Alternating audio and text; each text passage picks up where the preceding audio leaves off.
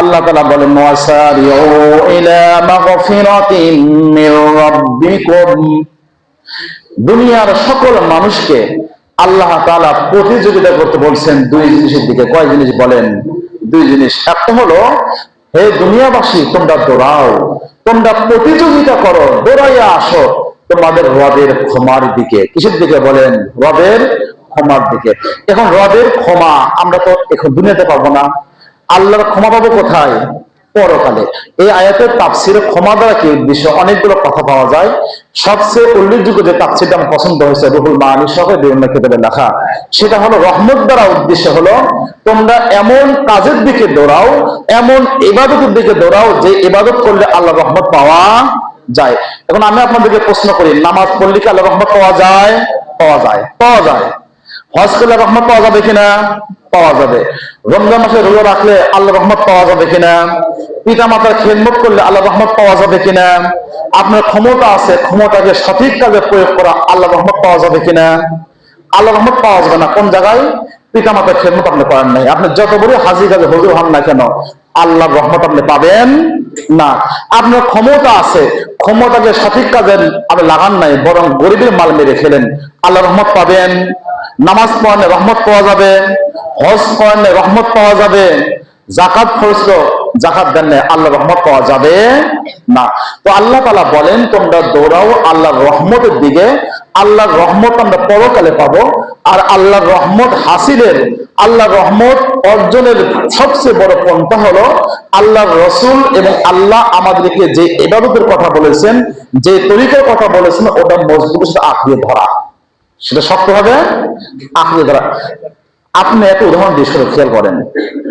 হঠাৎ করে যদি এখন একটা সার্কুলার ছাড়া হয় যে বড় কোনো চাকরির সার্কুলার ছাড়া হলো, বেতন 1 লক্ষ টাকা, সেখানে লোক না হবে 100 জন, বলেন ওই চাকরির জন্য যারা শিক্ষিত মানুষ, যারা ভালো করে পড়াশোনা করছে, তারা আবেদন করবে নাকি হাইলা চাষা আবেদন করবে? বলেন।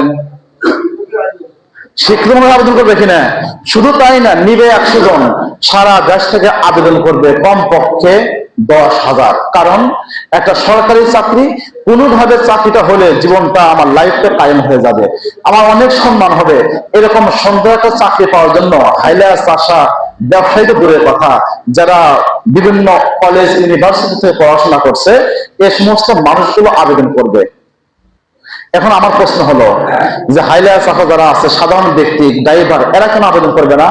আপনারা বলবেন এরা আবেদন করার যোগ্যতাই রাখে না। কথা ঠিক কিনা বলেন? কেন যোগ্যতা রাখে না? বলে আবেদন করার জন্য যে যোগ্যতা দরকার ছিল, সে যোগ্যতা অর্জন করে নাই। যোগ্যতা সেটা কি? ভালো করে পড়াশোনা করা। কথা ঠিক কিনা বলেন? এই অর্থ যদি বুঝে থাকেন, তাহলে পরকালে আল্লাহর রহমতের যোগ্যশীল ওরাই হবে যারা পড়াশোনা করছে, মানে ইবাদত করছে। ইবাদত করা ছাড়া যেরকম আল্লাহ রহমতে কামনা করা যায় না, দুনিয়াতে যেরকম ভাবে আপনি বড় কোনো চাকরি পেতে হলে ভালো পড়াশোনা সার্টিফিকেট ছাড়া সম্ভব নয়, এটা একটা উসিলা। অনুরূপ ভাবে পরকালে জান্নাত পেতে হলে, আল্লাহ রহমত পেতে হলে উসিলা হলো ইবাদত। উসিলা কি বলেন? ইবাদত। তো বলতেছিলাম আল্লাহ তাআলা বলেন ওয়াসারিউ ইলা মাগফিরাতিন মির রাব্বিকুম, ও দুনিয়াবাসী, তোমরা যেরকম দুনিয়াকে ধরার জন্য প্রতিযোগিতা করো, অনুরূপ ভাবে তোমরা দৌড়িয়ে আসো, প্রতিযোগিতা করো তোমার রবের রহমতের দিকে, রবের রহমতের দিকে। আর আমরা এই রহমত অর্জন করব, রহমত হাসিল করব ইবাদত করার মাধ্যমে। ইবাদত ছাড়া কখনই রহমত কামনা করা যায়?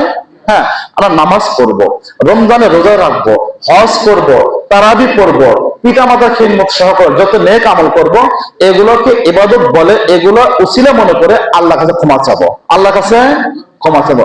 শুধু ইবাদত করবেন, এটার মাধ্যমে কখনো জান্নাত কামনা করা যায় না।